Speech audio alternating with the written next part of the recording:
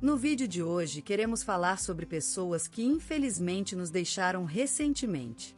Cada uma delas fez um grande trabalho em sua área e deixou marcas importantes para a sociedade. Prestamos nossas condolências às famílias e lembramos com respeito a contribuição de cada um. Agora, vamos começar o nosso vídeo.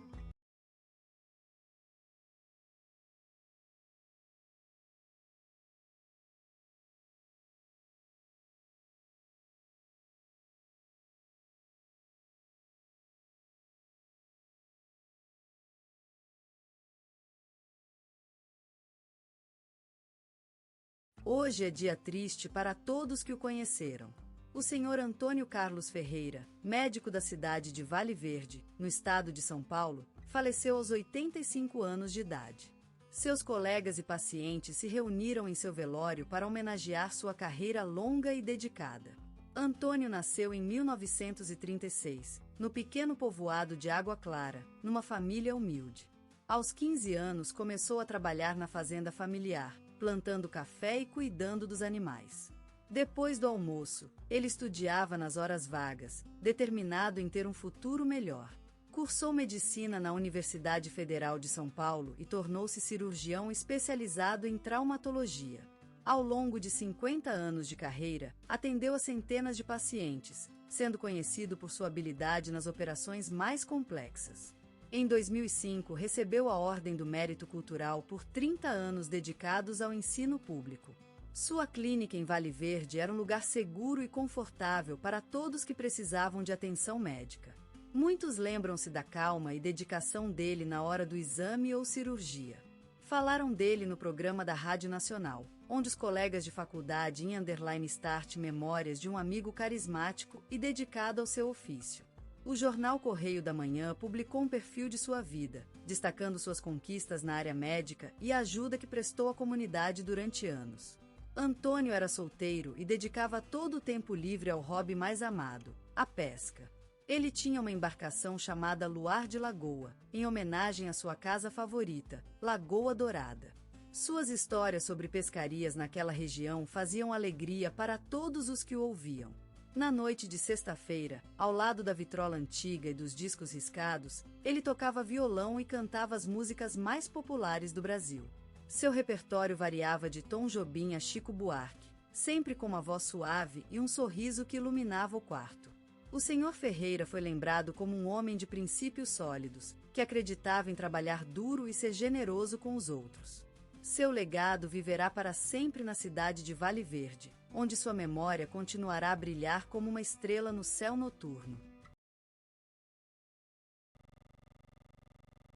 Este dia triste, a notícia chegou às nossas ouvidas. Maria Isabel Oliveira, nossa querida e respeitável vizinha, faleceu ontem em sua casa, rodeada de amor e paz.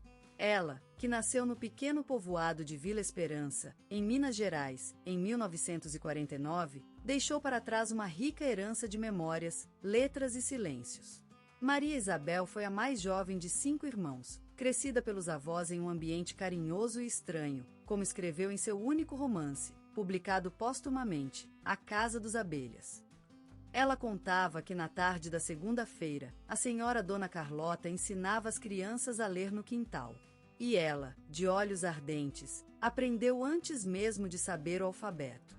Aos 21 anos, Maria Isabel se mudou para a capital e ingressou em uma escola de enfermagem, onde graduou-se com louvor em 1974. A partir daí, dedica toda a sua vida à saúde das pessoas mais carentes do país. No Hospital dos Pobres, ela trabalhou até o fim de seus dias, cuidando dos doentes sem qualquer esperança de recompensa financeira. Em 2005, recebeu a Ordem do Mérito Cultural por 20 anos de dedicação à cultura comunitária. Ao longo destes anos, ela foi reconhecida como mãe da enfermagem, pois formou mais de 5.000 enfermeiras que trabalham em todo o país. Seu nome foi citado no telejornal da Globo e o jornal Correio da Manhã dedicou-lhe uma reportagem. Maria Isabel era casada com Antônio, um bom homem que falecera em 2017, vítima de um acidente de ônibus. Ela passava seus dias lendo livros, tocando violão e cuidando das flores do quintal. Seu quarto tinha uma vista incrível da floresta vizinha e o cheiro da casca de caju em pérolas era tão comum quanto a luz do sol no chão. Maria Isabel foi lembrada como uma mulher sábia, simples e carinhosa. Ela tinha um toque especial para cuidar das plantas, desde as rosas até as orquídeas. Seu apelido era Flor, pois a natureza sempre estava presente em sua vida. Quando perguntada sobre a chave do seu sucesso, ela disse: acreditar na força da amizade e no poder das mãos trabalhadoras. Aos 84 anos, Maria Isabel faleceu, mas deixa um legado inesquecível. A rua onde morava foi batizada em seu nome. Toda vez que a gente passa lá, sabe que ela continua viva na memória das pessoas. E é nisso que ela será lembrada, pela paixão pela vida, pelo sonho sem medo de serem perseguidos e por ter ensinado a todos que tudo é possível. Vamos sempre nos lembrar dessa mulher incrível, cuja vida foi um verso no grande poema da vida. Naquele teatro pequeno e cintilante de Copacabana, onde o som da orquestra era tão intenso quanto o aroma do café da manhã servido às margens do Maracanãzinho, Fernanda Montenegro encontrou seu berçário. Era a década de 40 e a vida já desabava de artes e cultura, em uma festa incessante que abraçava as costas da Baixada Fluminense até o bairro do Lapa, onde os artistas viviam em harmonia com o som dos tambores do samba.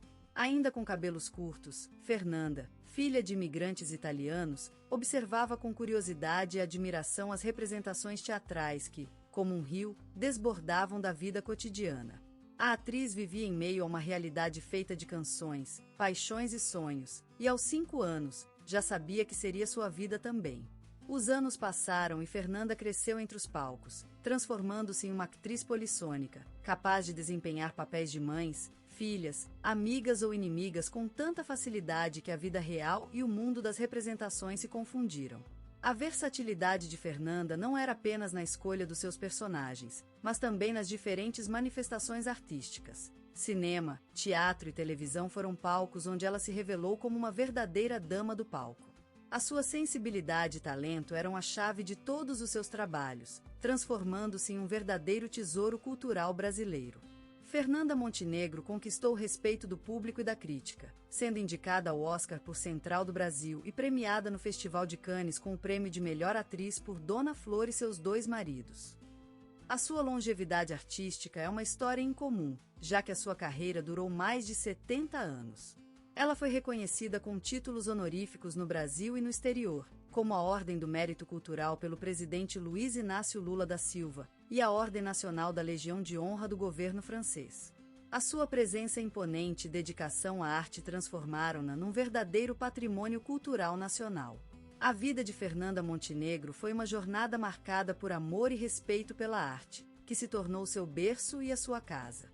E hoje, ao recordá-la, é como sentir o som do Maracanãzinho, a orquestra tocando em alto e as notas do samba cantadas por todos, porque Fernanda Montenegro foi muito mais do que uma atriz. Foi um símbolo da força e determinação do Brasil, e seu legado continua vibrando na alma de todos aqueles que adoram o teatro, cinema e televisão brasileiros.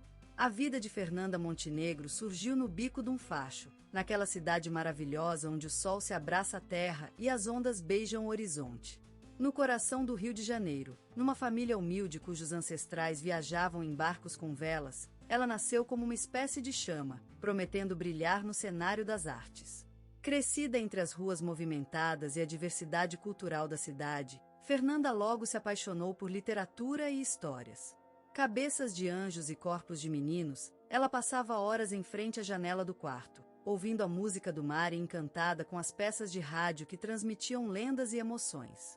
Quando a noite caiava sobre a cidade, a casa se transformava em palco, onde representações improvisadas e personagens imaginárias desfilavam pela frente do espelho. A curiosidade e imaginação de Fernanda já revelavam a futura atriz que, anos mais tarde, transformaria a arte cênica brasileira.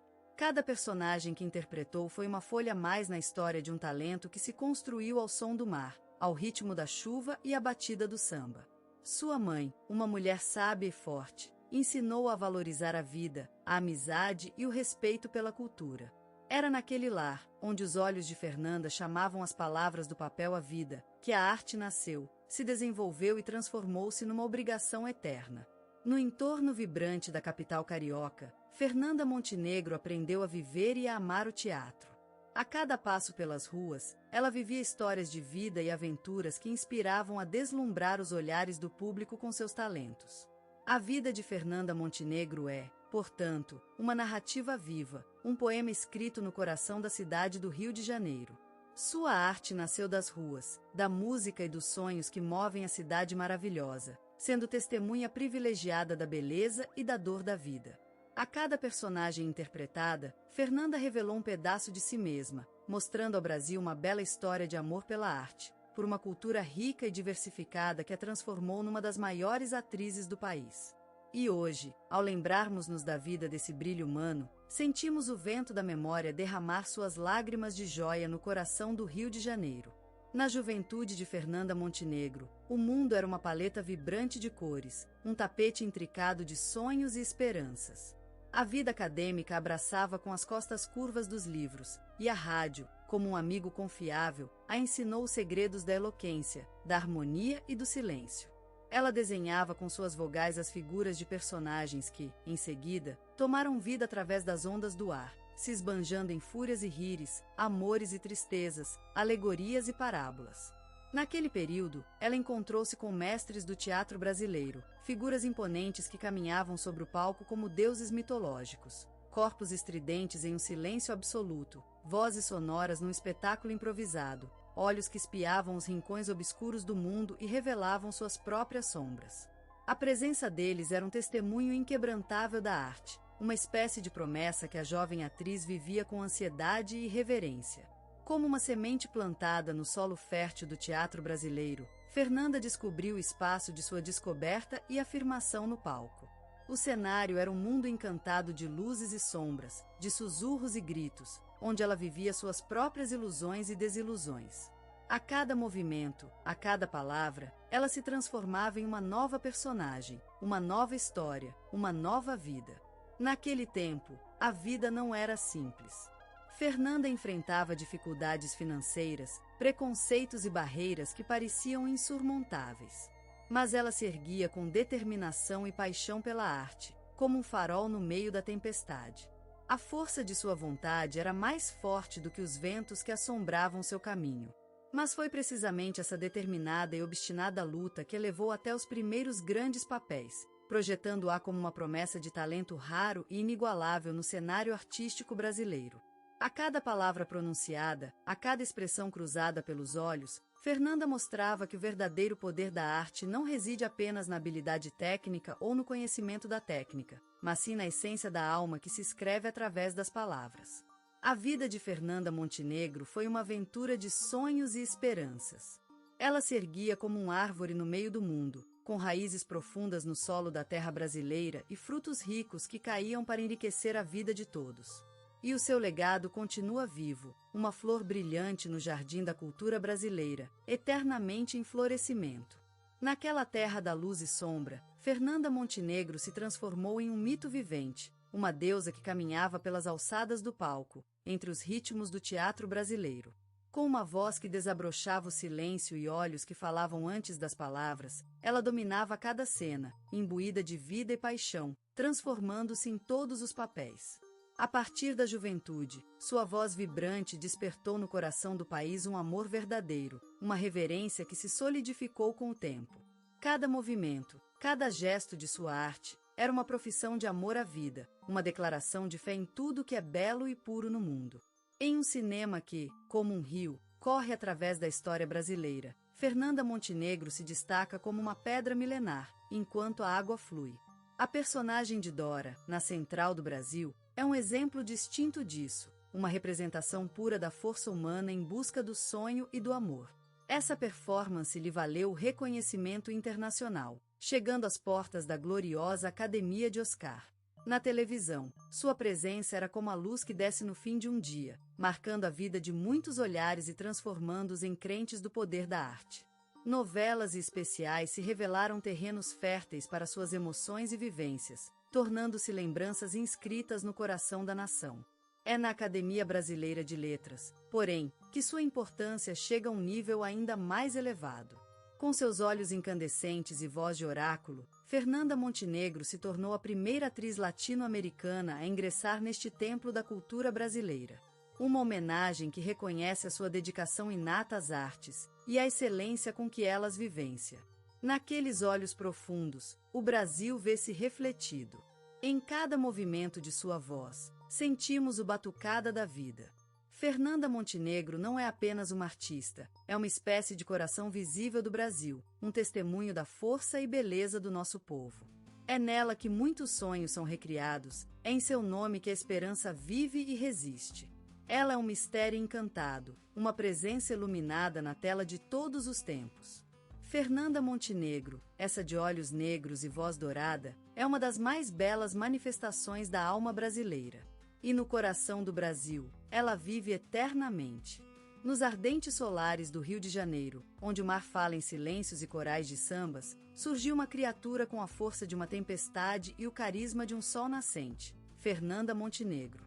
Ela nasceu dentro da brincadeira dos rítmicos batuques do Brasil, enquanto a lua dançava pelos céus caipiras. A vida dela foi uma obra-prima em si mesma, uma canção que se eternizou no coração das pessoas. Com o suor de suas tetas cariocas, ela edificou um império feito de palavras e expressões, transformando-se em uma rainha de um reino chamado teatro. Ela desceu daquele olhar que percorria a cidade como o mar, em busca do sonho que acabaria moldando sua vida. A dramaturgia brasileira foi sua terra prometida e a atuação, sua espada para conquistá-la. Como uma pintora que desenhava no papel da vida, ela adicionou cores às sombras do teatro brasileiro, transformando o monótono preto e branco em uma obra de arte colorida e vibrante. Ela impregnou suas palavras com a paixão que cresce no coração brasileiro, e sua voz firme, como um clarim marcando o ritmo do futebol, derramava-se sobre as fileiras de espectadores que viviam em busca da magia do teatro. Sua vida foi uma homenagem à dedicação e disciplina, ao amor pela cultura e ao respeito pelos costumes brasileiros. Com cada passo à frente, ela se tornou um símbolo de força e determinação.